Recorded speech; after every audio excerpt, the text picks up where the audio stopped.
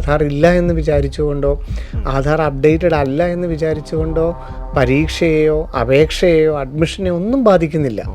അതിനെക്കുറിച്ച് പേടിക്കേണ്ടതില്ല. പക്ഷെ നമുക്ക് ആ ഒരു ദിവസം ഏറ്റവും കംഫർട്ടായിട്ട് എക്സാം എഴുതാനുള്ളൊരു സാഹചര്യം നമ്മൾ തന്നെയാണ് സൃഷ്ടിക്കേണ്ടത്. ഒരു വിദ്യാർത്ഥികളുടെ കയ്യിൽ കരുതേണ്ട ഏറ്റവും പ്രധാനപ്പെട്ട സർട്ടിഫിക്കറ്റുകളുടെ നോട്ടിഫിക്കേഷനാണ് ഇപ്പോൾ സിഇയുടെ വെബ്സൈറ്റിൽ വന്നിരിക്കുന്നത്. തഹസീൽദാർ എന്ന് പറയുന്നതാണല്ലോ ഏറ്റവും സുപ്പീരിയർ, ഏറ്റവും കൂടിയ ആൾ. അപ്പോൾ ആ സർട്ടിഫിക്കറ്റ് ഉണ്ടെങ്കിൽ പിന്നെ അത് തന്നെ കേരളത്തിനും പോരെ എന്നുള്ളത് ചോദിച്ചേക്കാം. പക്ഷേ അത് കേരളത്തിന് അത് പോരാ. ഏതാണ്ട് 1.5 ലക്ഷം വിദ്യാർത്ഥികളാണ് കീമിന് അപ്ലൈ ചെയ്യുന്നത്, എഞ്ചിനീയറിംഗും മെഡിക്കലും ബിഫാമും ആയിട്ട്. അപ്പോൾ അവരുടെ ഒരു സംശയമാണ്, എല്ലാവരും അപ്ലൈ ചെയ്യുന്ന എല്ലാവരും ഇൻകം സർട്ടിഫിക്കറ്റ് അപ്ലോഡ് ചെയ്യേണ്ടതായിട്ടുണ്ടോ എന്നുള്ളത്. ഈ വരുമാനത്തിനനുസരിച്ചിട്ട് ഫീസ് വ്യത്യാസമുണ്ടോ എന്നുള്ളത് എല്ലാവരുടെയും ചോദ്യമാണ്. ഇല്ല, മെഡിക്കലിന് വരുമാനം സംബന്ധിച്ച് ഒരു ഫീസ് വ്യത്യാസവുമില്ല. ഇതിനകത്തൊരു മറ്റൊരു വലിയൊരു അപകടം ഈ BPLൻ്റെ കാര്യത്തിൽ അതിൻ്റെ ആ നിയമാവലിയിലുള്ളത്, ആദ്യം ഇവർ മുഴുവൻ എമൗണ്ടും അടയ്ക്കണം. BPL വിഭാഗത്തിലുള്ളൊരു കുട്ടിയാണെങ്കിൽ ആദ്യം തന്നെ എങ്ങനെ ഇത്രയും വലിയൊരു എമൗണ്ട് അടയ്ക്കണം എന്നുള്ളത് വലിയൊരു കുഴപ്പം. ഇത്രയും വലിയൊരു എമൗണ്ട് എങ്ങനെ ആദ്യം കണ്ടുപിടിക്കാൻ സാധിക്കും? അതൊരു കാര്യം. രണ്ടാമത്തെ കാര്യം, എങ്ങാനും ഈ BPL സ്കോളർഷിപ്പിൻ്റെ പരിധിയിൽ വന്നില്ലെങ്കിൽ അടുത്ത 4.5 വർഷവും ഈ എമൗണ്ട് തുടർച്ചയായിട്ട് അടയ്ക്കേണ്ടി വരും. അത് വലിയൊരു ബാധ്യതയായിട്ട് മാറും. ശിവൻ സാറിനൊപ്പം വന്ന പ്രോഗ്രാമിൻ്റെ 170ാമത് എപ്പിസോഡിലേക്ക് നമ്മൾ പ്രവേശിക്കുകയാണ്. നമസ്കാരം ശിവൻ സാർ. ശിവൻ സാർ, ശരിക്കും പറഞ്ഞു കഴിഞ്ഞാൽ നീറ്റുമായി ബന്ധപ്പെട്ട ഒരു അപ്ഡേഷൻസ് ഒക്കെ വന്നിരിക്കുന്ന ഒരു സമയമാണ്. തീർച്ചയായിട്ടും. എന്താണ് ഏറ്റവും പ്രധാനമായിട്ട് വിദ്യാർത്ഥികളും മാതാപിതാക്കളും ഒക്കെ ശ്രദ്ധിക്കേണ്ടത്? നമുക്ക് ഏറ്റവും പ്രധാനമായിട്ട് വിദ്യാർത്ഥികൾക്ക് നമുക്കും എല്ലാം അറിയേണ്ടത് നീറ്റ് എക്സാം എങ്ങനെയായിരിക്കും നടത്തുക, എന്നായിരിക്കും നടത്തുക എന്നുള്ളത്. അതിൻ്റെ പുതിയതായിട്ടുള്ള അറിയിപ്പൊന്നും നോട്ടിഫിക്കേഷനൊന്നും ഇതുവരെയും വന്നിട്ടില്ല. മെയ് മാസത്തിൽ ആദ്യം നടക്കുമെന്ന് മാത്രമേ നമുക്കും അറിയാവുള്ളൂ. ഓൺലൈനാണോ ഓഫ്ലൈനാണോ എന്നുള്ള കാര്യങ്ങളൊന്നും നമുക്ക് ഇതുവരെയും വ്യക്തമല്ല. ഔദ്യോഗിക തലത്തിൽ ഒരുപക്ഷെ അതൊക്കെ തീരുമാനിച്ചിട്ടുണ്ടായിരിക്കാം. ജനുവരി ആദ്യം നമുക്കത് അറിയാനും സാധിക്കും. എന്താണ് ഒഫീഷ്യലായിട്ടുള്ള നോട്ടിഫിക്കേഷൻ എന്നുള്ളത് ജനുവരി ആദ്യം നമുക്കറിയാനായിട്ട് സാധിക്കും. ഇപ്പം നമുക്കറിയാം, കഴിഞ്ഞ ആഴ്ച വന്നിരിക്കുന്നത് സിലബസാണ്. 2026 നീറ്റ് എക്സാമിൻ്റെ സിലബസും അതനുസരിച്ച് NTA-ക്ക് ക്വസ്റ്റ്യൻ്റെയൊക്കെ ബാക്കിയുള്ള തയ്യാറെടുപ്പൊക്കെ നടത്താനായിട്ടുള്ള NTA-ക്ക് വേണ്ടിയിട്ടുള്ള ഒരു അറിയിപ്പും നാഷണൽ മെഡിക്കൽ കമ്മീഷനാണ് സിലബസ് പ്രസിദ്ധീകരിച്ചിരിക്കുന്നത്. 2025 നിന്ന് യാതൊരു മാറ്റവുമില്ലാതെ അതേ സിലബസ് തന്നെയാണ് 2026 പ്രസിദ്ധീകരിച്ചിരിക്കുന്നത്. അപ്പം ആ ഒരു കാര്യത്തിൽ വിദ്യാർത്ഥികൾക്ക് ഒട്ടും ഒരു മാറ്റത്തിൻ്റെ ആവശ്യമില്ല, ഒരു കൺഫ്യൂഷൻ്റെ ആവശ്യമില്ല. ഇതുവരെ അവർ പഠിച്ച അതേ ടോപ്പിക്കുകൾ, അതേ പാഠഭാഗങ്ങൾ തന്നെയാണ് 2026 നീറ്റ് എക്സാമിനും. അതുകൊണ്ട് അതാണ് ഒരു പ്രധാന കാര്യം. സിലബസ് പ്രസിദ്ധീകരിച്ചിരിക്കുന്നു. ഇതിൻ്റെ ഇൻറ്റേർണലായിട്ട് ചെയ്യേണ്ട കുറേ കാര്യങ്ങൾ അവർ വർക്കുകൾ ആരംഭിച്ചിരിക്കുന്നു. ഇതിൻ്റെ എക്സാം എങ്ങനെയായിരിക്കും നടത്തുക, എക്സാമിൻ്റെ ഡേറ്റ് എന്നായിരിക്കും എന്നുള്ളത് ജനുവരി ആദ്യത്തെ ആഴ്ച, അതായത് അടുത്ത എപ്പിസോഡിന് മുമ്പ് തന്നെ നമുക്ക് കൃത്യമായിട്ട് നമുക്ക് പറയാനായിട്ട് സാധിക്കും. എന്നാലും നമ്മൾ കഴിഞ്ഞ ദിവസം പറഞ്ഞതുപോലെ മെയ് 3-ാം തീയതി ആയിരിക്കുമെന്നും അത് ഓഫ്ലൈനായിട്ട് നടക്കാനുള്ള സാധ്യത എന്നും നമ്മൾ വിചാരിച്ചാണ് നമ്മളിപ്പോഴും മുമ്പോട്ട് പോകുന്നത്. മറ്റൊന്ന്, കഴിഞ്ഞ വർഷം മുതൽ നീറ്റ് 2025 നടത്തിയപ്പോഴൊക്കെ ഫേസ് റെക്കഗ്നീഷൻ വെച്ചിട്ടാണ് വിദ്യാർത്ഥികളെ അകത്തോട്ട് പ്രവേശിപ്പിച്ചിരുന്നത്. നമുക്കറിയാം, ഇപ്പോൾ എയർപോർട്ടുകളിലെല്ലാം തന്നെ ഈവൻ എമിഗ്രേഷൻ വരെ ഐറിസ് വെച്ച് ചെക്ക് ചെയ്തിട്ടാണ് വളരെ എളുപ്പത്തിൽ ചെയ്യുന്നത്. എന്ന് പറഞ്ഞതുപോലെ തന്നെ വിദ്യാർത്ഥികൾ ആധാർ അപ്ഡേറ്റ് ചെയ്യുന്നുണ്ട്.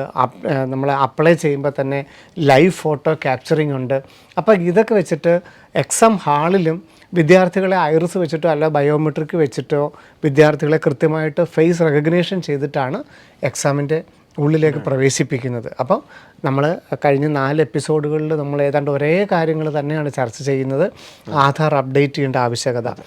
അപ്പം JEE-യുടെ ആപ്ലിക്കേഷൻ നമുക്ക് നോക്കിക്കഴിഞ്ഞാൽ അറിയാം, JEE ഓൺലൈൻ അപ്ലൈ ചെയ്ത സമയത്ത് ലൈവ് ഫോട്ടോ ക്യാപ്ചറിങ് ഉണ്ടായിരുന്നു. അതായത് ഒരു പാസ്പോർട്ട് സൈസ് ഫോട്ടോ അപ്ലോഡ് ചെയ്യുന്നതോടൊപ്പം തന്നെ വിദ്യാർത്ഥി ലൈവായിട്ട് വെബ് ക്യാമിലൂടെ ഒരു ഫോട്ടോ അപ്ലോഡ് ചെയ്യേണ്ടതായിട്ടുണ്ടായിരുന്നു. അത് ആധാറിൻ്റെ ഉദയ് ഡേറ്റയുമായിട്ട്, ആധാറിൽ അപ്ലോഡ് ചെയ്തിരിക്കുന്ന ഫോട്ടോയുമായിട്ട് അപ്പോൾ തന്നെ മാച്ച് ചെയ്യുന്നുണ്ടായിരുന്നു. വീണ്ടും ആധാർ അല്ലാതെ പാസ്പോർട്ടോ പാൻ കാർഡോ ഒക്കെ അപ്ലോഡ് ചെയ്തവരോട് വീണ്ടും ഇപ്പോൾ NTA ആവശ്യപ്പെട്ടിരിക്കുകയാണ്. JEE-യുടെ കാര്യമാണ് NTA ആവശ്യപ്പെട്ടിരിക്കുന്നത്. നിങ്ങൾ ഈ ഫോട്ടോ നിങ്ങളുടെ തന്നെയാണ് എന്നുള്ളതും ഏറ്റവും അപ്ഡേറ്റഡ് ആയിട്ടുള്ള ഫോട്ടോ ആണെന്നുള്ളതിനും +2ൻ്റെ പ്രിൻസിപ്പിളിൻ്റെ അറ്റസ്റ്റേഷൻ ആവശ്യപ്പെട്ടിരിക്കുകയാണ്. അപ്പോൾ അത് ജനുവരി 7-ാം തീയതിക്കുള്ളിൽ അപ്ലോഡ് ചെയ്ത് കൊടുക്കണം.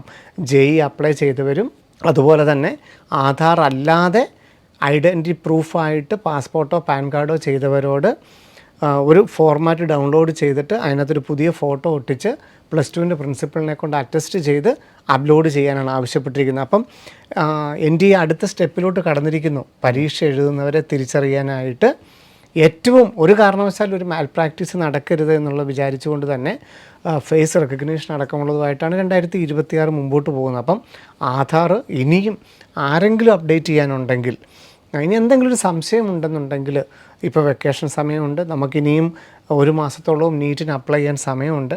അതുകൊണ്ട് ആധാർ അപ്ഡേറ്റ് ചെയ്യണം. ഒരു കഴിഞ്ഞ 1-2 വർഷത്തിനുള്ളിലൊന്നും അപ്ഡേറ്റ് ചെയ്യാത്തവരാണെന്നുണ്ടെങ്കിൽ തീർച്ചയായിട്ടും ആധാർ അപ്ഡേറ്റ് ചെയ്യണം. നിങ്ങളുടെ നീറ്റിന് അപ്ലൈ ചെയ്യേണ്ട ആപ്ലിക്കേഷൻ വരുന്നത് ഫെബ്രുവരി ആദ്യത്തെ ആഴ്ചയാണ്. ആ ആപ്ലിക്കേഷൻ വരുന്ന സമയത്ത് ലൈവ് ഫോട്ടോ ആയിട്ട് നമ്മൾ അപ്ലോഡ് ചെയ്യേണ്ടതായിട്ടുണ്ട്. പാസ്പോർട്ട് സൈസ് ഫോട്ടോ അപ്ലോഡ് ചെയ്യേണ്ടതായിട്ടുണ്ട്.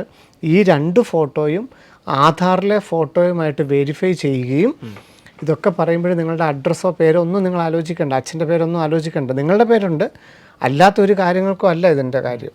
അപ്പം ആ ഫോട്ടോ 3 ഫോട്ടോയും, ലൈവ് ഫോട്ടോയും അപ്ലോഡ് ചെയ്യുന്ന പാസ്പോർട്ട് സൈസ് ഫോട്ടോയും ആധാറിലെ ഫോട്ടോയും മാച്ച് ചെയ്യുന്നുണ്ട്.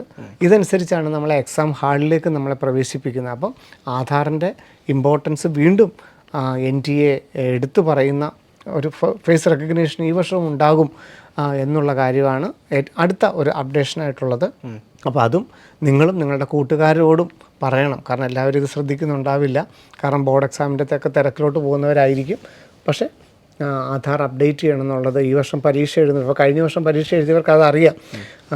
ഈ വർഷം പരീക്ഷ എഴുതാൻ പോകുന്ന വിദ്യാർത്ഥികളും ശ്രദ്ധിക്കണം. ആധാർ നിർബന്ധമായിട്ട് അപ്ഡേറ്റ് ചെയ്തിരിക്കണം. ഫോട്ടോ ഏറ്റവും പുതിയ ഫോട്ടോ ആയിരിക്കണം. കുട്ടിയുടെ പേര്, കാൻഡിഡേറ്റിൻ്റെ പേര് ക്ലാസ് 10 പോലെ എക്സാക്ട്ലി സെയിം ക്ലാസ് 10 പോലെ ആയിരിക്കണം. ബയോമെട്രിക് അപ്ലോഡ് ചെയ്തിരിക്കണം. അതുപോലെ തന്നെ ഒരു ഫോൺ നമ്പറുമായിട്ട് ലിങ്ക് ചെയ്തിരിക്കണം. കഴിഞ്ഞ 5 എപ്പിസോഡിൽ നമ്മൾ ഈ കാര്യം പറഞ്ഞിരുന്നു. എന്നെങ്കിലും ഒരിക്കൽ കൂടി ആവർത്തിക്കുകയാണ്. നീറ്റിന് നമുക്ക് ഏറ്റവും നല്ലതായിട്ട് എഴുതാനായിട്ട്, ഏറ്റവും കംഫർട്ടായിട്ട് ആ ഒരു ദിവസം നമുക്ക് എഴുതാനായിട്ട് ആധാർ അപ്ഡേറ്റ് ചെയ്യേണ്ട ഒരു ആവശ്യകത ഒരിക്കൽ കൂടി NTA പറഞ്ഞിരിക്കുകയാണ്. സാർ, ഇപ്പോൾ ചില സാഹചര്യങ്ങൾ, ഇപ്പോൾ ഉദാഹരണം പറയുകയാണെങ്കിൽ വിദേശത്തൊക്കെ ഉള്ള ആളുകളാണെങ്കിൽ പെട്ടെന്ന് ഈ ഒരു ആധാറിൻ്റെ കാര്യത്തിൽ ചെറിയൊരു ബുദ്ധിമുട്ടൊക്കെ നേരിട്ട് ഇല്ല, അങ്ങനെ ഒരിക്കലും NTA പറയുന്നില്ല. ആധാർ ഇല്ല എന്ന് വിചാരിച്ചുകൊണ്ടോ ആധാർ അപ്ഡേറ്റഡ് അല്ല എന്ന് വിചാരിച്ചുകൊണ്ടോ പരീക്ഷയെയോ അപേക്ഷയെയോ അഡ്മിഷനെയോ ഒന്നും ബാധിക്കുന്നില്ല. അതിനെക്കുറിച്ച് പേടിക്കേണ്ടതില്ല. പക്ഷെ നമുക്ക് ആ ഒരു ദിവസം ഏറ്റവും കംഫർട്ടായിട്ട് എക്സാം എഴുതാനുള്ളൊരു സാഹചര്യം നമ്മൾ തന്നെയാണ് സൃഷ്ടിക്കേണ്ടത്. അതിന് അതുപോലെ തന്നെ അപേക്ഷിക്കുമ്പോൾ ഏറ്റവും നല്ല രീതിയിൽ ഏറ്റവും പെട്ടെന്ന് അപേക്ഷിക്കാനും, പരീക്ഷ എഴുതുമ്പോൾ ഏറ്റവും പെട്ടെന്ന് തന്നെ എക്സാം ഹാളിലേക്ക് പ്രവേശിപ്പിക്കാനും, അഡ്മിഷൻ എടുക്കുമ്പോഴും ഏറ്റവും എളുപ്പം എടുക്കാനൊക്കെ ഇത് അത്യാവശ്യ ഘടകമാണെന്ന് മാത്രം. ഇതില്ല എന്ന് വിചാരിച്ചുകൊണ്ട് അപേക്ഷയോ അഡ്മിഷനെയോ പരീക്ഷയോ ഒന്നും ബാധിക്കില്ല. ഓൾട്ടർനേറ്റീവ് മെത്തേഡുകളുണ്ട്. അതിന് അല്പം കാലതാമസം എടുക്കുമെന്ന് മാത്രം. ഇപ്പോൾ തീർച്ചയായിട്ടും കഴിഞ്ഞ 2 വാരങ്ങളിലായിട്ട് നമ്മൾ ചർച്ച ചെയ്തുകൊണ്ടിരുന്ന പ്രധാന കാര്യമെന്ന് പറയുന്നത് കീമിൻ്റെ സർട്ടിഫിക്കറ്റുമായി ബന്ധപ്പെട്ട കാര്യങ്ങളൊക്കെ, കേരള മെഡിക്കലിൻ്റെ. അതെ. അപ്പോൾ ഈ അടുത്ത് സൈറ്റിൽ പബ്ലിഷ് ചെയ്തിട്ടുണ്ട് ഈ പറഞ്ഞ കാര്യങ്ങളെല്ലാം ഒഫീഷ്യലി. നമ്മൾ നേരത്തെ മുൻകൂട്ടി അവരോട് പറഞ്ഞു കൊടുത്തു. അപ്പോൾ സാർ, ഇത് വന്നതിൻ്റെ അടിസ്ഥാനത്തിൽ ശരിക്കും എന്താണ് നമ്മളിപ്പം നോക്കിക്കാണേണ്ടത്? അതെ, CE.Kerala.gov.in എന്ന കേരള എൻട്രൻസ് കമ്മീഷനുടെ വെബ്സൈറ്റിലാണ് കീം 2026 സംബന്ധിച്ചുള്ള പുതിയ നോട്ടിഫിക്കേഷൻ വന്നിരിക്കുന്നത്. ഓൺലൈൻ ആപ്ലിക്കേഷൻ ഏറ്റവും അടുത്ത് തന്നെ ആരംഭിക്കും. കാരണം ഏപ്രിൽ 15-ാം തീയതി കേരള എഞ്ചിനീയറിംഗ് എക്സാം നടക്കേണ്ടതുകൊണ്ട് ഏറ്റവും അടുത്ത് തന്നെ, കഴിഞ്ഞ വർഷത്തെ പോലെ എനിക്ക് തോന്നുന്നു ഫെബ്രുവരി അവസാനം വരെ ആവില്ല, അതിനു മുമ്പ് തന്നെ കേരളയുടെ ആപ്ലിക്കേഷൻ, കീമിൻ്റെ ആപ്ലിക്കേഷൻ ആരംഭിക്കും. അപ്പോൾ അതിന് കേരളയുടെ ആപ്ലിക്കേഷനിൽ എപ്പോഴും നമുക്ക് സർട്ടിഫിക്കറ്റുകളെല്ലാം അപ്ലോഡ് ചെയ്യണം. NEET, JEE, CUET, IISER, NISER, ഇതിനെല്ലാം സർട്ടിഫിക്കറ്റുകൾ അപ്ലോഡ് ചെയ്യുന്നതിന് യാതൊരു പ്രാധാന്യവുമില്ല. അഡ്മിഷൻ സമയത്താണ് സർട്ടിഫിക്കറ്റുകൾ വെരിഫിക്കേഷൻ. പക്ഷേ കേരള മെഡിക്കലിന് ഈ അപ്ലോഡ് ചെയ്യുന്ന സമയത്താണ് ഇതെല്ലാം വെരിഫൈ ചെയ്യുന്നത്. അതുകൊണ്ട് എല്ലാ സർട്ടിഫിക്കറ്റുകളും നിങ്ങൾ വേണം, അതെല്ലാം എടുത്ത് തയ്യാറാക്കിയിരിക്കണം എന്നുള്ള നോട്ടിഫിക്കേഷനാണ് വന്നിരിക്കുന്നത്. ഏറ്റവും അടുത്ത് തന്നെ ഓൺലൈൻ ആപ്ലിക്കേഷൻ ആരംഭിക്കും. ഒരു വിദ്യാർത്ഥികൾ കയ്യിൽ കരുതേണ്ട ഏറ്റവും പ്രധാനപ്പെട്ട സർട്ടിഫിക്കറ്റുകളുടെ നോട്ടിഫിക്കേഷനാണ് ഇപ്പോൾ CEയുടെ വെബ്സൈറ്റിൽ വന്നിരിക്കുന്നത്. സാർ, ഇപ്പോൾ ആ വന്നിരിക്കുന്ന സർട്ടിഫിക്കറ്റുകൾ എന്തെല്ലാമാണ്? നമ്മൾ കഴിഞ്ഞ ദിവസം ചർച്ച ചെയ്തത് തന്നെയാണ്. ഒന്നാമത്തത് നാഷണാലിറ്റി തെളിയിക്കാനുള്ള സർട്ടിഫിക്കറ്റ്, ഇന്ത്യയിലെ അഡ്രസ്സുള്ള ഏതെങ്കിലും ഒരു പ്രൂഫ്, ഒരു ഡോക്യുമെൻ്റ് നമ്മളുടെ കയ്യിൽ ഉണ്ടായിരിക്കണം. ഇന്ത്യൻ അഡ്രസ്സ് ഉള്ളതായിരിക്കണം എന്ന് മാത്രമേ ഉള്ളൂ. ബർത്ത് സർട്ടിഫിക്കറ്റ് ആകാം, പാസ്പോർട്ട് ആവാം, ഏതെങ്കിലും ഒരു സർട്ടിഫിക്കറ്റ് നമ്മളുടെ കയ്യിൽ ഉണ്ടാവണം. അതുപോലെ തന്നെ കേരളത്തിൽ ജന്മസ്ഥലം കാണിക്കുന്ന ഒരു രേഖ, നേറ്റിവിറ്റി സർട്ടിഫിക്കറ്റ്, അത് നമ്മളുടെ കയ്യിൽ ഉണ്ടാവണം. ഡേറ്റ് ഓഫ് ബർത്തിൻ്റെ പ്രൂഫിന് വേണ്ടിയിട്ട് ക്ലാസ് 10 സർട്ടിഫിക്കറ്റ് ഉണ്ടാവണം. അതുപോലെ തന്നെ എന്തെങ്കിലും റിസർവേഷൻസ് ഉണ്ടെങ്കിൽ, സംവരണമുണ്ടെങ്കിൽ, ഇപ്പോൾ OBC നോൺ ക്രിമിലിയർ ഉണ്ടാവാം, EWS ഉണ്ടാവാം, SC/ST ആവാം, ഇൻ്റർകാസ്റ്റ് മാര്യേജ് ആവാം, NRI സീറ്റുകൾക്ക് വേണ്ടിയിട്ടാവാം, അങ്ങനെ എന്തെങ്കിലും ഒരു റിസർവേഷന് വേണ്ടിയിട്ടോ അല്ലെങ്കിൽ ഒരു സീറ്റിന് വേണ്ടിയിട്ടോ ആഗ്രഹിക്കുന്നെങ്കിൽ അതിൻ്റെ സർട്ടിഫിക്കറ്റുകളൊക്കെ റെഡിയാക്കി വെക്കണമെന്നുള്ള ഏറ്റവും പ്രധാനപ്പെട്ട അറിയിപ്പാണ് കേരളയുടെ വെബ്സൈറ്റിൽ വന്നിരിക്കുന്നത്. സാർ, ഇപ്പോൾ ഈ ഒരു OBC നോൺ ക്രിമിലിയറിൻ്റെ കാര്യത്തിലേക്ക് വരുമ്പോൾ നീറ്റിന് തഹസിൽദാറും അതുപോലെ തന്നെ കീമാണെങ്കിൽ നമ്മുടെ ഇവിടുത്തെ വില്ലേജ് ഓഫീസറുമാണെന്നൊക്കെ സാർ അതെ അതെ. അപ്പോൾ നമുക്കത് ജനുവരിയിൽ തന്നെ എടുത്തു വെക്കുകയും ചെയ്യാം. ഓരോരുത്തർക്കും 2 സർട്ടിഫിക്കറ്റിൻ്റെ ആവശ്യമുണ്ട്. അതിൽ കുറച്ചുകൂടി ഒരു ക്ലാരിഫിക്കേഷൻ വരുത്താനാണെങ്കിൽ നമ്മുടെ പ്രേക്ഷകർ എന്തായിരിക്കണം അറിയാം. അപ്പം നീറ്റിന് അപ്ലൈ ചെയ്തപ്പോൾ തഹസീൽദാരിൽ നിന്നുള്ള സെൻട്രൽ പർപ്പസിൻ്റെ അക്ഷയ കേന്ദ്രത്തിൽ നിന്നുള്ള ഓൺലൈനിലുള്ള സർട്ടിഫിക്കറ്റാണ് നമുക്ക് വേണ്ടത്. അപ്പോൾ ചിലർക്കെങ്കിലും ഉണ്ട് തഹസീൽദാർ എന്ന് പറയുന്നതാണല്ലോ ഏറ്റവും സുപ്പീരിയർ, ഏറ്റവും കൂടിയ ആൾ. അപ്പോൾ ആ സർട്ടിഫിക്കറ്റ് ഉണ്ടെങ്കിൽ പിന്നെ അത് തന്നെ കേരളത്തിനും പോരെ എന്നുള്ളത് ചോദിച്ചേക്കാം. പക്ഷേ അത് കേരളത്തിന് അത് പോരാ. നിർബന്ധമായിട്ടും വില്ലേജ് ഓഫീസറിൽ നിന്നുള്ള സ്റ്റേറ്റ് എഡ്യൂക്കേഷൻ പർപ്പസിൻ്റെ നോൺ ക്രിമിലിയർ സർട്ടിഫിക്കറ്റ് വേണം. Ezhava, Muslim, Vishwakarma, backward Hindu, backward Christian, Latin Catholics അങ്ങനെയുള്ള റിസർവേഷൻ കിട്ടണമെങ്കിൽ നോൺ ക്രിമിലിയർ സർട്ടിഫിക്കറ്റ് നിർബന്ധമായിട്ടും വില്ലേജ് ഓഫീസറിൽ നിന്നും സ്റ്റേറ്റ് എഡ്യൂക്കേഷൻ പർപ്പസിൻ്റെ തന്നെ വേണം. അതൊക്കെ ഇപ്പം തന്നെ വേണം മേടിച്ചു വെക്കുകയും ചെയ്യാം. സാർ, ഇപ്പോൾ റിപ്പീറ്റ് ചെയ്യുന്നൊരു വിദ്യാർത്ഥിയെ സംബന്ധിച്ചിടത്തോളം കഴിഞ്ഞ വർഷം നീറ്റ് എഴുതുന്ന സാഹചര്യത്തിൽ അദ്ദേഹം ഇതെല്ലാം ക്രമീകരിച്ചിട്ടുണ്ടായിരുന്നിരിക്കണം. അപ്പോൾ അത് തന്നെ തുടർന്നാൽ പോരെ? നമുക്ക് ഈ ഓരോ വാലിഡിറ്റി പീരീഡ് ഉള്ള സർട്ടിഫിക്കറ്റുകളുണ്ട്. ഇപ്പം നോൺ ക്രിമിലിയർ എന്ന് പറഞ്ഞു കഴിഞ്ഞാൽ 1 വർഷമാണ് അതിൻ്റെ വാലിഡിറ്റി. എടുക്കുന്ന ഡേറ്റ് മുതൽ 1 വർഷത്തേക്കാണ് വാലിഡിറ്റി. അപ്പം അപേക്ഷിക്കുന്ന സമയത്ത് വാലിഡ് ആയിട്ടുള്ള സർട്ടിഫിക്കറ്റാണ് കയ്യിലുള്ളതെങ്കിൽ അത് തന്നെ മതി. ഇപ്പം നമുക്ക് ഓൾ ഇന്ത്യ ലെവലിലുള്ള അഡ്മിഷനാണ് നമ്മൾ എടുക്കുന്നതെങ്കിൽ, ഇപ്പോൾ എയിംസ്, ജിപ്മർ, അതുപോലെ ESI കോട്ട അങ്ങനെയൊക്കെയാണ് നമ്മൾ അഡ്മിഷൻ എടുക്കുന്നതെങ്കിൽ ആ അഡ്മിഷൻ എടുക്കുന്ന സമയത്ത് വാലിഡ് ആയിട്ടുള്ള സർട്ടിഫിക്കറ്റ് വേണം. അപ്പോൾ അപേക്ഷിക്കുന്നത് ചിലപ്പം ഇപ്പം വാലിഡ് ആയിട്ടുള്ള സർട്ടിഫിക്കറ്റ് ആയിരിക്കും. അത് കഴിഞ്ഞിട്ട് പിന്നെ അഡ്മിഷൻ സമയമാകുമ്പം അടുത്ത ജൂണിലോ ജൂലൈയിലോ ഒക്കെ പുതിയ എടുത്താലും മതിയാവും നീറ്റിന് ഓൾ ഇന്ത്യ ലെവലിൽ. പക്ഷേ കേരളത്തിൽ അപേക്ഷിക്കുന്ന സമയത്ത് വാലിഡ് ആയിരിക്കണം എന്ന് മാത്രമേ നിർബന്ധമുള്ളൂ. അഡ്മിഷൻ എടുക്കുന്ന എപ്പോഴാണെങ്കിലും കുഴപ്പമില്ല. അപ്പോൾ കഴിഞ്ഞ വർഷത്തെ സർട്ടിഫിക്കറ്റ് ഉണ്ടെങ്കിൽ നിങ്ങൾ അതിൻ്റെ ഡേറ്റുകൾ നോക്കുക. വാലിഡ് ആയിട്ടുള്ളതാണെങ്കിൽ അത് വെച്ചിട്ട് അപ്ലൈ ചെയ്യാം. പിന്നെ അഡ്മിഷൻ സമയത്ത് ബാക്കി അതിനെക്കുറിച്ച് ആലോചിച്ചാൽ മതിയാവും. അതുപോലെ തന്നെ നോൺ ക്രിമിലിയർ പോലെ തന്നെയാണ് EWS സർട്ടിഫിക്കറ്റ്. അതൊക്കെ ടൈം പീരീഡ് ഉണ്ട്. ഇൻകം സർട്ടിഫിക്കറ്റ് അതിന് ടൈം പീരീഡ് ഉണ്ട്. അപ്പോൾ അതൊക്കെ ആ എടുക്കുന്ന ഡേറ്റ് മുതൽ 1 വർഷത്തേക്കാണ് വാലിഡിറ്റി. അപ്പോൾ അത് നിങ്ങളുടെ കയ്യിൽ ഉണ്ടെന്നുണ്ടെങ്കിൽ അത് വെച്ച് തന്നെ നിങ്ങൾക്ക് അപ്ലൈ ചെയ്യാനായിട്ട് സാധിക്കും. സാർ, ഇപ്പോൾ ഇൻകം സർട്ടിഫിക്കറ്റിൻ്റെ കാര്യം പറഞ്ഞു, അതിപ്പം എല്ലാവരിലും അത് കരുതേണ്ട ആവശ്യകതയുണ്ടോ? തീർച്ചയായിട്ടും കേരളയുടെ അപ്ലൈ ചെയ്യുന്ന വെബ്സൈറ്റിൽ അങ്ങനെ ഒരു ചോദ്യമുണ്ട്. അതുകൊണ്ട് തന്നെ അപ്ലൈ ചെയ്യാൻ ചെല്ലുന്ന സെൻറ്ററുകളിലും അത് നിർബന്ധമാണെന്ന് പറയും. എല്ലാവർക്കും ഏതാണ്ട് 1.5 ലക്ഷം വിദ്യാർത്ഥികളാണ് കീമിന് അപ്ലൈ ചെയ്യുന്നത്, എഞ്ചിനീയറിംഗും മെഡിക്കലും ബിഫാമും ആയിട്ട്. അപ്പോൾ അവരുടെ എല്ലാവരും സംശയമാണ്, എല്ലാവരും അപ്ലൈ ചെയ്യുന്ന എല്ലാവരും ഇൻകം സർട്ടിഫിക്കറ്റ് അപ്ലോഡ് ചെയ്യേണ്ടതായിട്ടുണ്ടോ എന്നുള്ളത്. ആദ്യമായിട്ട് പറയട്ടെ, ഇല്ല. അപ്ലൈ ചെയ്യുന്ന എല്ലാവരും ഇൻകം സർട്ടിഫിക്കറ്റ് അപ്ലോഡ് ചെയ്യേണ്ടതായിട്ടില്ല. എന്നാൽ നമ്മളുടെ കോളേജ് പ്രവേശന സമയത്ത് നമ്മളൊരു കോളേജിൽ പ്രവേശനത്തിന് ചേർന്ന് കഴിഞ്ഞാൽ ഏതാണ്ട് 4 വർഷം 5 വർഷമാണ് നമ്മൾ ആ കോളേജിൽ പഠിക്കേണ്ടത്. അപ്പോൾ ആ പഠിക്കുന്ന കാലയളവിൽ വരുമാനം സംബന്ധിച്ച് എന്തെങ്കിലും ഒരു സ്കോളർഷിപ്പ്, ഒരു റിസർവേഷൻ വേണമെന്നുണ്ടെങ്കിൽ ഈ കേരളയ്ക്ക് അപ്ലൈ ചെയ്യുമ്പോൾ ഇൻകം സർട്ടിഫിക്കറ്റ് വേണം. ഇപ്പം നമുക്ക് ഫീസ് കൺസെഷൻ ആവശ്യമുണ്ട്, OEC. അതുപോലെ തന്നെ മറ്റ് രജിസ്റ്റേർഡ് ഫിഷർമാൻ പോലെ അല്ലെങ്കിൽ മറ്റുള്ള ഒരു കാറ്റഗറിയിൽ വരുമാന സർട്ടിഫിക്കറ്റ് ആവശ്യമുള്ളവർ മാത്രം, ഫീസ് കൺസെഷൻ ആവശ്യമുള്ളവർ മാത്രം വരുമാന സർട്ടിഫിക്കറ്റ് അപ്ലോഡ് ചെയ്താൽ മതി. എന്നാൽ വരുമാനം, നമ്മുടെ കുടുംബത്തിൻ്റെ വരുമാനം ഒരു ഏകദേശം എത്രയാണെന്നുള്ളത് എല്ലാവരും കൊടുക്കേണ്ടതായിട്ടുണ്ട്.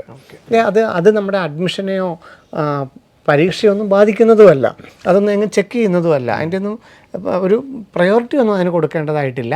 പക്ഷേ എല്ലാവരും ഇൻകം എത്രയാണെന്നുള്ളത് കൊടുക്കണം. നമ്മളുടെ താലൂക്ക് എവിടെയാണ്, വില്ലേജ് ഓഫീസ് എവിടെയാണെന്നൊക്കെ ഉള്ളത് കൊടുക്കണം. പക്ഷേ സർട്ടിഫിക്കറ്റ് അപ്ലോഡ് ചെയ്യേണ്ടത് വളരെ കുറച്ച് പേര് മാത്രം. പഠിച്ചുകൊണ്ടിരിക്കുന്ന കാലയളവിൽ ഫീസ് കൺസെഷൻ ആവശ്യമുണ്ടെന്ന് തോന്നുന്നവർ മാത്രം വരുമാന സർട്ടിഫിക്കറ്റ് അപ്ലോഡ് ചെയ്താൽ മതിയാകും. സാർ, ഇപ്പോൾ ഗവൺമെൻറ് മേഖലയുണ്ട്, സ്വകാര്യ മേഖലയുണ്ട്. അപ്പോൾ സാർ പറഞ്ഞ പോലെ നമ്മൾ ഈ ഒരു ഇൻകം സർട്ടിഫിക്കറ്റ് സമർപ്പിച്ചാൽ അതിനനുസരിച്ച് ഇപ്പോൾ ഫീസ് ഇളവ് വരാനുള്ള സാധ്യതകളൊക്കെ ഉണ്ട്. ഒത്തിരി വിദ്യാർത്ഥികളും രക്ഷിതാക്കളുടെയും ഒക്കെ ഒരു പ്രധാനപ്പെട്ട വിഷയമാണ് ഇൻകത്തിൻ്റെ ബേസിൽ എന്തൊക്കെ സ്കോളർഷിപ്പുകൾ കിട്ടും. ഇപ്പം നമുക്കറിയാം ഗവൺമെൻറ് മേഖലയിലാണെങ്കിൽ MBBSന് ഏതാണ്ട് 25,000 രൂപയാണ് വാർഷിക ഫീസ് കേരളത്തിൽ. സ്വകാര്യ മേഖലയിലാണെങ്കിൽ 8.5 lakhs 8.5 ലക്ഷമാണ് കേരളത്തിലെ സെൽഫ് ഫിനാൻസിങ് MBBSൻ്റെ ഫീസ്. അതുപോലെ തന്നെ BDS, അഗ്രികൾച്ചർ, വെറ്റിനറി പോലെയുള്ള എല്ലാ കാര്യങ്ങളും അതിന് വേറെ വേറെ ഫീസുകളാണ്. അങ്ങനെയാണ് എന്നുണ്ടെങ്കിൽ നമുക്ക് ഈ വരുമാന സർട്ടിഫിക്കറ്റ് അപ്ലോഡ് ചെയ്താൽ, ഇപ്പോൾ ജനറൽ വിഭാഗമാണ് അല്ലെങ്കിൽ OBC ആണ് അല്ലെങ്കിൽ EWS ആണ്, ഈ വരുമാനം കുറഞ്ഞതുകൊണ്ട് ഇപ്പോൾ 25,000 രൂപയായി, അല്ലെങ്കിൽ 1 ലക്ഷം രൂപ വരുമാനം, അല്ലെങ്കിൽ 10 ലക്ഷം രൂപ വരുമാനം, അല്ലെങ്കിൽ 1 കോടി രൂപ വരുമാനം, ഈ വരുമാനത്തിനനുസരിച്ചിട്ട് ഫീസ് വ്യത്യാസമുണ്ടോ എന്നുള്ളത് എല്ലാവരുടെയും ചോദ്യമാണ്. ഇല്ല.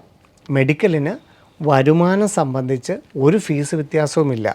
നിങ്ങളുടെ വരുമാനം 25,000 ആണെങ്കിലും 1 ലക്ഷം ആണെങ്കിലും 10 ലക്ഷമാണെന്നുണ്ടെങ്കിലും നമുക്കെല്ലാം ഒരേ ഫീസാണ്. അപ്പോൾ ആ വരുമാന സർട്ടിഫിക്കറ്റിൻ്റെ ആവശ്യകത അല്ലെ വരുമാനം അനുസരിച്ച് ഫീസ് കുറവുള്ളത് ചില വിഭാഗങ്ങൾക്ക് മാത്രമാണ്. ആ സ്കോളർഷിപ്പ് അല്ലെങ്കിൽ ആ റിസർവേഷൻ കിട്ടുന്നവർക്ക് മാത്രമാണ് ഇൻകം അനുസരിച്ച് ഫീസ് വ്യത്യാസമുള്ളത്. അല്ല EWS ആണെന്ന് വിചാരിച്ച് സ്വകാര്യ മേഖലയിൽ ഒരു കൺസെഷനും ഇല്ല. 8.5 ലക്ഷം രൂപ തന്നെ കൊടുക്കണം. OBC നോൺ ക്രിമിലെയറാണ്, ഈഴവയാണ്, മുസ്ലിമാണ് എന്ന് വിചാരിച്ചുകൊണ്ട്, വരുമാനം കുറവാണെന്ന് വിചാരിച്ചുകൊണ്ട് സ്വകാര്യ മേഖലയിൽ ഒരു ഫീസ് കുറവുമില്ല. നോൺ ക്രിമിലെയറുള്ള ഈഴവയാണെങ്കിലും മുസ്ലിം ആണെങ്കിലും 25,000 രൂപ വാർഷിക ഫീസ് ഉള്ളെങ്കിലും സ്വകാര്യ മേഖലയിൽ ആ ഫീസ് കൊടുക്കണം. അപ്പം ഫീസ് കൊടുക്കണ്ടാത്ത അല്ലെങ്കിൽ ആ റിസർവേഷൻ കിട്ടുന്ന കാറ്റഗറി മാത്രമാണ് ഇൻകം സർട്ടിഫിക്കറ്റ് അപ്ലോഡ് ചെയ്യേണ്ടത്. അത് ഓർത്ത് വെച്ചാൽ മതി. നേരെ മറിച്ച് എഞ്ചിനീയറിങ്ങിന് ഫീ വേവർ സ്കീമുണ്ട്. ഇപ്പം കമ്പ്യൂട്ടർ സയൻസ് എന്ന് പറയുന്ന ഒരു കോഴ്സിന് ചേരുമ്പം, അല്ലെങ്കിൽ ഇലക്ട്രിക്കൽ നിന്നോ മെക്കാനിക്കൽ നിന്നോ ഒരു കോഴ്സിന് ചേരുമ്പം ആ കോളേജിൽ ഏറ്റവും കുറഞ്ഞത് 7 പേർക്കെങ്കിലും ഏറ്റവും വരുമാനം കുറഞ്ഞവർക്ക്, അവിടെ ജാതി റിസർവേഷൻ ഒന്നും നോക്കുന്നില്ല, ഏത് കാറ്റഗറിയിൽപ്പെട്ടവരാണെങ്കിലും വരുമാനം കുറഞ്ഞ ഒരു 7 പേർക്കെങ്കിലും ഫീ വേവർ സ്കീം കിട്ടും. അപ്പം വരുമാനം നമുക്ക് കുറവാണെങ്കിൽ കേരള എഞ്ചിനീയറിങ്ങിന് സ്വകാര്യ മേഖലയിൽ വേണ്ട 70,000 രൂപയാണ് ഫീസ്. അതിനു പകരം ഗവൺമെൻറ് ഫീസായിട്ടുള്ള 9,000 രൂപ കൊടുത്താൽ മതി. അപ്പോൾ ഫീ വേവർ സ്കീമിൽ നമുക്ക് പഠിക്കാനായിട്ട് പറ്റും. അപ്പോൾ കേരള എഞ്ചിനീയറിങ്ങിന് നമ്മൾ നോക്കുന്നുണ്ടെങ്കിൽ വരുമാനം കുറവാണെങ്കിൽ ഇൻകം സർട്ടിഫിക്കറ്റ് എല്ലാവരും അപ്ലോഡ് ചെയ്യുന്നത് നല്ലതാണ്. മെഡിക്കൽ മാത്രമേ നോക്കുന്നുള്ളൂ എങ്കിൽ ഫീസ് കൺസെഷൻ ആവശ്യമുള്ള ആ റിസർവേഷൻ ഉള്ളവർ മാത്രം അപ്ലോഡ് ചെയ്താൽ മതിയാകും. ഇപ്പോൾ വിദേശത്തുള്ളവരൊന്നും ഇൻകം സർട്ടിഫിക്കറ്റ് അപ്ലോഡ് ചെയ്യേണ്ടതായിട്ടില്ല. സാർ, ഇപ്പോൾ മെഡിക്കലിൽ ഫീസ് കൺസെഷൻ കിട്ടുന്ന വിഭാഗങ്ങൾ ഏതൊക്കെയാണ്? ഫീസ് ഇല്ലാതെ, അതായത് 2 തരത്തിലുള്ള ഫീസുകളാണ് സാധാരണ ഒരു വിദ്യാർത്ഥി കോളേജിൽ അടയ്ക്കേണ്ടതായിട്ട് വരുന്നത്. ഒന്ന് ട്യൂഷൻ ഫീസ്, അതൊരു ഫിക്സഡ് ആയിട്ടുള്ള ഫീസായിരിക്കും ട്യൂഷൻ ഫീസ് എന്ന് പറയുന്നത്. മറ്റൊന്ന് നമ്മളുടെ കോളേജിൽ ചെല്ലുമ്പോൾ നമ്മൾ കൊടുക്കേണ്ട special fees, admission fees, study material, hostel fees, ഫുഡിൻ്റെ ഫീസ്, അങ്ങനെ പല വിധത്തിലുള്ള മറ്റൊരു ഫീസ്. ഇങ്ങനെ 2 തരത്തിലുള്ള ഫീസുകളാണ് ഒരു വിദ്യാർത്ഥി ഒരു കോളേജിൽ അടയ്ക്കേണ്ടതായിട്ട് വരുന്നത്. ഇതിൽ ട്യൂഷൻ ഫീസാണ് ചില വിഭാഗങ്ങളെ ഒഴിവാക്കിയിരിക്കുന്നത്. ബാക്കിയുള്ള ഫീസുകൾ എല്ലാവരും അടയ്ക്കണം. അതിന് ചില ഏറ്റക്കുറച്ചിലുകളൊക്കെ ഉണ്ടായേക്കാമെന്ന് മാത്രം. ഈ രണ്ടാമത്തെ സ്പെഷ്യൽ ഫീസ് എന്ന് പറയുന്നത്, അല്ലെ അഡ്മിഷൻ ഫീസ് എന്ന് പറയുന്നത്, അല്ലെ ഹോസ്റ്റൽ ഫീസ് എന്ന് പറയുന്നത് എല്ലാ വിഭാഗങ്ങളും അടയ്ക്കണം. ട്യൂഷൻ ഫീസിലാണ് ഒഴിവുണ്ടാക്കിയിരിക്കുന്നത്. ഈ സ്പെഷ്യൽ ഫീസ് എന്ന് പറയുന്നത് ഓരോ കോളേജിലും വ്യത്യസ്തവുമായിരിക്കും. ട്യൂഷൻ ഫീസ് എന്ന് പറയുന്നത് എല്ലാ കോളേജിലും ഒരുപോലെ, ഏതാണ്ട് ഒരുപോലെ തന്നെ, വലിയ വ്യത്യാസമില്ല. ഇപ്പോൾ ഗവൺമെൻറ് കോളേജാണെങ്കിൽ എല്ലായിടത്തും ഒരുപോലെ തന്നെയാണ്. സ്വകാര്യ കോളേജുകളാണെങ്കിൽ ഒരു ചെറിയ വ്യത്യാസം മാത്രമേ ഉള്ളൂ.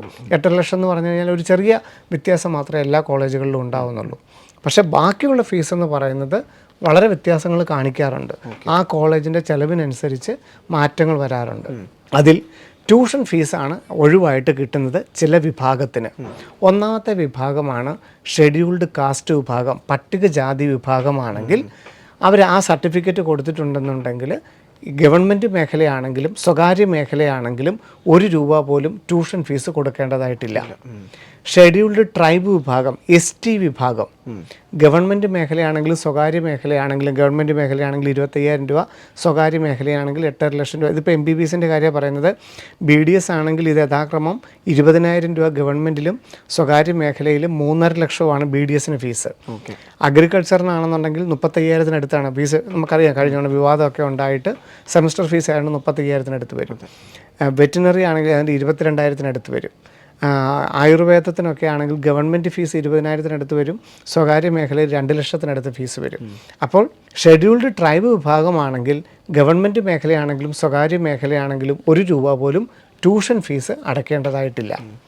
ധീവര വിഭാഗത്തിൽ ആണെങ്കിലും നമ്മൾ ആ സർട്ടിഫിക്കറ്റ് അപ്ലോഡ് ചെയ്തിട്ടുണ്ടെങ്കിൽ വരുമാന പരിധി നോക്കാതെ തീർച്ചയായിട്ടും 1 രൂപ പോലും ട്യൂഷൻ ഫീസ് അടയ്ക്കേണ്ടതായിട്ടില്ല. KU വിഭാഗം, KN വിഭാഗം, കുടുംബി വിഭാഗവും കുശൻ വിഭാഗവും ഇവരും 1 രൂപ പോലും ട്യൂഷൻ ഫീസ് അടയ്ക്കേണ്ടതായിട്ടില്ല. രജിസ്റ്റേർഡ് ഫിഷർമാൻ മക്കളാണെന്നുണ്ടെങ്കിൽ ആ ഫിഷറീസ് ഡിപ്പാർട്ട്മെൻറ്റിൽ നിന്നുള്ള സർട്ടിഫിക്കറ്റ് അപ്ലോഡ് ചെയ്തിട്ടുണ്ടെങ്കിൽ 1 രൂപ പോലും ട്യൂഷൻ ഫീസ് അടയ്ക്കേണ്ടതായിട്ടില്ല. OEC വിഭാഗം, അതർ എലിജിബിൾ കമ്മ്യൂണിറ്റി വിഭാഗം, ബാക്ക്വേർഡ് ഹിന്ദു വിഭാഗത്തിൽ ഏതാണ്ട് 30ഓളം ജാതി ഉപജാതി വിഭാഗങ്ങളെ വിദ്യാഭ്യാസ ആവശ്യത്തിനായിട്ട് OECയിലോട്ട് മാറ്റിയിട്ടുണ്ട്. അവരും ട്യൂഷൻ ഫീസ് അടയ്ക്കേണ്ടതായിട്ടില്ല. അവിടെ മാത്രം ഒരു ഇൻകം ബാരിയർ ഉണ്ട്. അവരുടെ വരുമാനം 6 ലക്ഷത്തിൽ കൂടാൻ പാടില്ല. ബാക്കി നമ്മൾ പറഞ്ഞ SC, ST, Dheevara, KU, KN വിഭാഗത്തിനൊന്നും വരുമാനം നോക്കുന്നില്ല. എത്ര വരുമാനമാണെങ്കിലും അവരെ ട്യൂഷൻ ഫീസിൽ നിന്ന് ഒഴിവാക്കിയിട്ടുണ്ട്. പക്ഷേ OEC വിഭാഗമാണെങ്കിൽ, ബാക്ക്വേർഡ് ഹിന്ദു വിഭാഗമാണെങ്കിൽ അവർക്ക് 6 ലക്ഷത്തിൽ താഴെയാണ് വരുമാനമെങ്കിൽ അവരെയും ട്യൂഷൻ ഫീസിൽ നിന്ന് ഒഴിവാക്കിയിട്ടുണ്ട്. ബാക്ക്വേർഡ് ക്രിസ്ത്യൻ വിഭാഗത്തിലും ഇതുപോലെ തന്നെ OECയിലുള്ള വിഭാഗങ്ങളുണ്ട്. അവരും ട്യൂഷൻ ഫീസ് അടയ്ക്കേണ്ടതായിട്ടില്ല. അപ്പം SC, ST, KU, KN, Dheevara, OEC വിഭാഗം, രജിസ്റ്റേർഡ് ഫിഷർമാൻ വിഭാഗം എന്നിവരെയാണ് ട്യൂഷൻ ഫീസിൽ നിന്ന് ഒഴിവാക്കിയിരിക്കുന്നത്. അവർ മറ്റുള്ള ഫീസുകൾ മാത്രം അടച്ചാൽ മതിയാകും. സാർ, ഇപ്പോൾ അതുപോലെ ഇവർ ഈ കോളേജിൽ ചെന്നതിന് ശേഷം ഈ ഒരു OEC എന്നുള്ളൊരു വിഭാഗം എപ്പോഴായിരിക്കും വിദ്യാർത്ഥികളൊക്കെ തിരിച്ചറിയുക? കാരണം ആദ്യം അവർ നല്ല രീതിയിൽ ഫീസ് അടയ്ക്കേണ്ട ഒരു സാഹചര്യം വരുന്നത്. ആദ്യം 10 ലക്ഷം അടച്ചിട്ടാണോ പിന്നീട് തിരിച്ചു കിട്ടുന്നതെന്ന്. അതും ഈ ഒരു വിഭാഗത്തിലുള്ളവർക്ക് വലിയൊരു പേടിയാണ്. കാരണം ആദ്യം വലിയൊരു എമൗണ്ട് അടയ്ക്കേണ്ടി വരുന്നു. ആ അടച്ചതിന് ശേഷമാണോ നമുക്ക് ഇത് കുറച്ച് കിട്ടുന്നു എന്നുള്ളൊരു പേടിയുണ്ട്. അല്ല, നമ്മൾ അപേക്ഷിക്കുന്ന സമയത്ത് തന്നെ ഈ ഫെബ്രുവരിയിൽ തന്നെ നമ്മുടെ സർട്ടിഫിക്കറ്റുകളെല്ലാം അപ്ലോഡ് ചെയ്യുകയും അത് എൻട്രൻസ് കമ്മീഷണർ വെരിഫൈ ചെയ്തിട്ട് അതിൽ അർഹതപ്പെട്ടവരെ ആ കാറ്റഗറിയിലോട്ട് മാറ്റുകയും ചെയ്യും. നമ്മൾ OEC ആണെന്ന് പറഞ്ഞിട്ട് നമ്മൾ പ്രത്യേകിച്ചൊരു സർട്ടിഫിക്കറ്റ് അപ്ലോഡ് ചെയ്യേണ്ടതില്ല. നമ്മൾ നോൺ ക്രിമിലെയറും ഇൻകം സർട്ടിഫിക്കറ്റും അപ്ലോഡ് ചെയ്യുമ്പം അതിനകത്ത് എന്ത് ജാതിയാണെന്നുള്ളത് മെൻഷൻ ചെയ്തിട്ടുണ്ട്. അതനുസരിച്ച് എൻട്രൻസ് കമ്മീഷണർ OECയിലോട്ട് മാറ്റേണ്ടവരെ OECയിലോട്ട് മാറ്റും. അല്ലാത്തവരെ അതാത് കമ്മ്യൂണിറ്റിയിലോട്ട് ഓട്ടോമാറ്റിക്കായിട്ട് മാറിക്കോളും. അപ്പം നമ്മുടെ സർട്ടിഫിക്കറ്റ് അപ്ലോഡ് ചെയ്യുമ്പം അതിനനുസരിച്ച് ഓട്ടോമാറ്റിക് റിസർവേഷൻ വരും. അപ്പോൾ അത് നമുക്ക് കാണുകയും ചെയ്യാം. ഇതിന് ശേഷം നമ്മൾ കോളേജ് അഡ്മിഷന് വേണ്ടിയിട്ട് ഓപ്ഷൻ കൊടുക്കുമ്പോൾ തന്നെ നമുക്ക് കാണാം, ഞാൻ OEC ആണെങ്കിൽ എനിക്ക് ട്യൂഷൻ ഫീസിൻ്റെ അവിടെ 0 എന്ന് കാണാം. അപ്പോൾ എനിക്ക് പേടിക്കേണ്ടതായിട്ടില്ല. സാറ് കൊടുക്കുമ്പോൾ സാറിന് 8.5 ലക്ഷം എന്ന് കാണാം, എനിക്ക് 0 എന്ന് കാണാം. SC ആണെങ്കിലും ST ആണെങ്കിലും എൻ്റെ ഓപ്ഷൻ്റെ നേരെ എനിക്ക് ഫീസ് ഇല്ല. അപ്പോൾ ഞാൻ കോളേജിൽ ചെല്ലുമ്പോഴും ട്യൂഷൻ ഫീസിനത്തിൽ ഒന്നും അടയ്ക്കേണ്ടതായിട്ടില്ല. എൻ്റെ ബാക്കിയുള്ള ചിലവിനത്തിൽ എനിക്ക് വരുന്ന എമൗണ്ട് മാത്രം അടച്ചാൽ മതിയാകും. അപ്പോൾ ആദ്യം വലിയൊരു എമൗണ്ട് ഇവിടെ ആരും കണ്ടെത്തേണ്ടതായിട്ടില്ല. ഇവരെല്ലാം ട്യൂഷൻ ഫീസിൽ നിന്നും പൂർണ്ണമായിട്ട് ഒഴിവാക്കിയിട്ടുണ്ട്. ഇത് അപ്ലൈ ചെയ്യുന്ന സമയത്ത് തന്നെ അതിൻ്റെ സർട്ടിഫിക്കറ്റുകൾ നമ്മൾ അപ്ലോഡ് ചെയ്യണമെന്നുള്ളത് മാത്രം ശ്രദ്ധിച്ചാൽ മതിയാകും. സാർ, ഇപ്പോൾ അതുപോലെ ഈ BPL സ്കോളർഷിപ്പ് നമുക്കറിയാം, ഈ കഴിഞ്ഞിടയ്ക്ക് കോടതിയുടെ ഭാഗത്തു നിന്നൊരു അറിയിപ്പൊക്കെ ഉണ്ടായതാണ്. അപ്പോൾ ഒരു സാധാരണക്കാരായിട്ടുള്ളൊരു കുടുംബത്തിനെ സംബന്ധിച്ചിടത്തോളം അതൊരു വലിയൊരു ആശ്വാസമല്ല. അതിൻ്റെ ഒരു പ്രോബബിലിറ്റി എത്രത്തോളമാണ്? യഥാർത്ഥത്തിൽ ഇങ്ങനെയൊരു സംവിധാനമുണ്ട്. ഇപ്പം നമ്മൾ തൊട്ട് മുമ്പ് പറഞ്ഞു നിർത്തിയതിന് ഘടകവിരുദ്ധമാണ് അത്. കാരണം വരുമാനത്തിനനുസരിച്ച് നമുക്ക് ഫീസ് കൺസെഷൻ അർഹതയില്ലേ എന്ന് ചോദിച്ചു കഴിഞ്ഞാൽ, ഇപ്പം നമ്മൾ ഏതെങ്കിലും ഒരു ജനറൽ വിഭാഗമായിരിക്കാം, EWS ആയിരിക്കാം, OBC ആയിരിക്കാം, നമ്മൾ BPL വിഭാഗത്തിൽ വരുന്നതാണെങ്കിൽ ആ BPLന് വിവിധ ക്രൈറ്റീരിയകളുണ്ട്. ഇപ്പോൾ ഒരു 100 പോയിൻ്റ് എടുക്കുകയാണെങ്കിൽ വീടിൻ്റെ കാര്യത്തിൽ, വാഹനത്തിൻ്റെ കാര്യത്തിൽ, വൈദ്യുതിയുടെ കാര്യത്തിൽ, നമ്മുടെ വീടിൻ്റെ ഓടിട്ടതാണോ, നമ്മുടെ സ്ഥലം, അങ്ങനെ ഒത്തിരി ക്രൈറ്റീരിയകൾ അനുസരിച്ചാണ് BPL ആണോ അല്ലയോ എന്നുള്ളത് ഐഡൻറ്റിഫൈ ചെയ്യുന്നത്. അതനുസരിച്ച് BPLൻ്റെ ലിസ്റ്റിൽ വന്നു കഴിഞ്ഞാൽ നമുക്ക് ഗവൺമെൻറ് ഫീസിൽ പഠിക്കാം എന്നൊരു നിയമം കേരളത്തിലുണ്ട്. പക്ഷേ ഇത് ആരാണ് നടപ്പാക്കേണ്ടത് എന്നുള്ള കാര്യത്തിൽ നിർഭാഗ്യവശാൽ 2025 തികച്ചും അവ്യക്തതയാണ്. കാരണം 2025 ഒരു കോളേജിൻ്റെ അഡ്മിഷൻ സംബന്ധിച്ചുള്ള എൻട്രൻസ് കമ്മീഷൻ നോട്ടിഫിക്കേഷനിൽ പറഞ്ഞിരിക്കുന്നത് BPL സ്കോളർഷിപ്പിൻ്റെ ഉത്തരവാദിത്തം അതാത് കോളേജുകൾക്കാണ് എന്ന് മാത്രമേ പറഞ്ഞിട്ടുള്ളൂ. ഇതിൻ്റെ ഒരു വിധി 2025 തന്നെ സുപ്രീം കോടതി പറയുകയും NRI ഫീസ്, അതായത് NRIക്ക് 22 ലക്ഷം രൂപയാണ് കേരളത്തിൽ ഫീസ്. ഇതിൽ 5 ലക്ഷം രൂപ എന്ന് പറയുന്നത് ഒരു കോർപ്പസ് ഫണ്ടായിട്ട് കളക്ട് ചെയ്യുകയും ആ ഫണ്ടിനനുസരിച്ച് പാവപ്പെട്ട വിദ്യാർത്ഥികളെ പഠിപ്പിക്കണം എന്നുള്ളതാണ് നിയമം. അപ്പം ഇതനുസരിച്ച് 2025, അതായത് ഈ കഴിഞ്ഞ വർഷത്തെ അഡ്മിഷനിലും എല്ലാ സ്വകാര്യ മേഖലയിലുള്ള മെഡിക്കൽ കോളേജുകളിലും NRI ഫീസ് മൊത്തം എമൗണ്ട് മേടിച്ചു, 22 ലക്ഷവും മേടിച്ചു. പക്ഷേ BPL സ്കോളർഷിപ്പ് ഉണ്ടോ, അതെങ്ങനെയാണ് നടപ്പാക്കേണ്ടത്, അതിൻ്റെ ആപ്ലിക്കേഷൻ എന്താണ്, എവിടെ നിന്നാണ് മേടിക്കേണ്ടത്, ഇത് ആരുടെയിലാണ് കൊടുക്കേണ്ടത്, ഇത് ഈ വർഷം നടപ്പാക്കുന്നുണ്ടോ എന്നുള്ള കാര്യത്തിൽ ഗവൺമെൻറ്റിൻ്റെ ഓർഡറോ എൻട്രൻസ് കമ്മീഷനുടെ ഓർഡറോ ഫീസ് റെഗുലേറ്ററി കമ്മിറ്റിയുടെ ഓർഡറോ ഒരു കോളേജിലും എന്തെങ്കിലും ഒരു നിയമമോ നിലനിൽക്കുന്നില്ല. അതുകൊണ്ട് ഈ കഴിഞ്ഞ വർഷം അഡ്മിഷൻ എടുത്ത ഒരു വിദ്യാർത്ഥിക്ക് പോലും അതിൻ്റെ ഒരു ആനുകൂല്യം നാളിതുവരെയും ലഭ്യമായി കണ്ടിട്ടില്ല. പക്ഷേ യഥാർത്ഥത്തിലുണ്ട്. വരുമാനം കുറവുള്ള ഏത് വിഭാഗത്തിലാണെങ്കിലും BPL വിഭാഗത്തിൽ, ആ BPL എന്ന് പറയുമ്പം നമ്മുടെ റേഷൻ കാർഡ് വെച്ച് മാത്രമല്ല, വിവിധ ക്രൈറ്റീരിയകൾ നോക്കി 2016 അതിൻ്റെ ഒരു നിയമാവലി ഉണ്ടാക്കിയിട്ടുണ്ട്. നമുക്ക് പല പല പോയിന്റുകളാണ്, നമ്മുടെ വീടിൻ്റെയും സ്ഥലത്തിൻ്റെയും വരുമാനത്തിൻ്റെയും വാഹനങ്ങളുടെയൊക്കെ കാര്യത്തിൽ വിവിധ പോയിന്റുകൾ, അതിനൊരു നിശ്ചിത പോയിന്റുകൾ ഉണ്ടെങ്കിൽ നമുക്ക് ആ വിഭാഗത്തിൽ വരാം. അപ്പം ആ വിഭാഗത്തിൽ വന്നു കഴിഞ്ഞാൽ വരുമാനം കുറവുള്ളവർക്ക് BPLന് ഗവൺമെൻറ് ഫീസിൽ പഠിപ്പിക്കണമെന്നൊരു നിയമം പ്രാബല്യത്തിലുണ്ട്. പക്ഷേ ഇത് ആരാണ് നടപ്പാക്കേണ്ടത് എന്നുള്ള കാര്യത്തിൽ ഇനിയും കോടതി വിധികളുണ്ടെങ്കിൽ മാത്രമേ നടപ്പാവുകയുള്ളൂ. 2025 അതിൻ്റെ ആനുകൂല്യം ആർക്കും ഇതുവരെ ലഭ്യമായിട്ടില്ല. അപ്പോൾ അത് നടപ്പാക്കണമെങ്കിൽ ഇനിയും പൊതുജനങ്ങൾ മുന്നിട്ടിറങ്ങിയേ പറ്റുകയുള്ളൂ. ഇതിൻ്റെ ഗുണഭോക്താക്കളാകാൻ ആഗ്രഹിക്കുന്നവർ ഒരുമിച്ച് മുന്നിട്ടിറങ്ങിയാൽ മാത്രമേ ആ ഒരു സ്കോളർഷിപ്പ് നടപ്പാവുകയുള്ളൂ എന്നുള്ളതാണ് ഇതുവരെ നമുക്ക് പറയാനായിട്ട് സാധിക്കുന്നത്. സർ, കുറച്ച് മുമ്പ് OECയുടെ കാര്യം വളരെ വ്യക്തമായിട്ട് പറഞ്ഞിരുന്നു. അതെ, അവർ ട്യൂഷൻ ഫീസ് അടയ്ക്കേണ്ടതായിട്ടേ ഇല്ല. അതെ. അപ്പോൾ നമ്മുടെ ഈ ഒരു BPL സ്കോളർഷിപ്പ് നിലവിൽ വരികയാണെങ്കിൽ ഈ OECക്ക് ലഭിക്കുന്ന പോലെ തന്നെ അതേ പരിഗണന BPL സ്കോളർഷിപ്പിന് ലഭ്യമാകുമോ? എങ്ങനെയായിരിക്കും? യഥാർത്ഥത്തിൽ ഇതിനകത്തൊരു മറ്റൊരു വലിയൊരു അപകടം ഈ BPLൻ്റെ കാര്യത്തിൽ അതിൻ്റെ ആ നിയമാവലിയിലുള്ളത്, ആദ്യം ഇവർ മുഴുവൻ എമൗണ്ടും അടയ്ക്കണം. ഇപ്പം ഒരു സ്വകാര്യ കോളേജിലാണെങ്കിൽ, ഒരു സ്വകാര്യ സെൽഫ് ഫിനാൻസിങ് MBBSനാണെങ്കിൽ ഒരു വിദ്യാർത്ഥി ട്യൂഷൻ ഫീസ് ഇനത്തിൽ 8.5 ലക്ഷം രൂപയും അതിൻ്റെ ബാക്കിയുള്ള ചിലവിനത്തിൽ ഏതാണ്ട് 2 ലക്ഷം രൂപയും 10 ലക്ഷം രൂപ അടയ്ക്കണം. അതിനുശേഷം ആ കോളേജിൽ ആപ്ലിക്കേഷൻ കൊടുത്ത് ആ കോളേജിൽ ഉള്ള BPL വിദ്യാർത്ഥികളെ ആ കോളേജ് അധികാരികൾ കണ്ടുപിടിച്ച് അതിനകത്തുനിന്ന് അർഹരായവരെ തിരഞ്ഞെടുത്ത് ഗവൺമെൻറ് ഫീസിലോട്ട് മാറ്റുകയാണ് ചെയ്യുന്നത്. നമ്മൾ ആദ്യം അടച്ച പൈസ തിരിച്ചു തരികയും ചെയ്യും. പക്ഷേ നമുക്ക് ഈ BPL സ്കോളർഷിപ്പ് കിട്ടുമോ ഇല്ലയോ എന്നുള്ളത് അടുത്ത വർഷമേ അറിയാൻ സാധിക്കുകയുള്ളൂ. BPL വിഭാഗത്തിലുള്ളൊരു കുട്ടിയാണെങ്കിൽ ആദ്യം തന്നെ എങ്ങനെ ഇത്രയും വലിയൊരു എമൗണ്ട് അടയ്ക്കണം എന്നുള്ളത് വലിയൊരു കുഴപ്പം. ഇത്രയും വലിയൊരു എമൗണ്ട് എങ്ങനെ ആദ്യം കണ്ടുപിടിക്കാൻ സാധിക്കും? അതൊരു കാര്യം. രണ്ടാമത്തെ കാര്യം, എങ്ങാനും ഈ BPL സ്കോളർഷിപ്പിൻ്റെ പരിധിയിൽ വന്നില്ലെങ്കിൽ അടുത്ത 4.5 വർഷവും ഈ എമൗണ്ട് തുടർച്ചയായിട്ട് അടയ്ക്കേണ്ടി വരും. അത് വലിയൊരു ബാധ്യതയായിട്ട് മാറും. അതുകൊണ്ട് ചില കാര്യങ്ങളിൽ ഈ ഒരു സ്കോളർഷിപ്പ് വളരെ പാവപ്പെട്ടവർക്ക്, അതിൻ്റെ യഥാർത്ഥ അവകാശികൾക്ക് കിട്ടുന്നില്ല എന്നുള്ളത് ഇപ്പോഴും അവർ അപര്യാപ്തതയായിട്ട് തുടരുകയാണ്.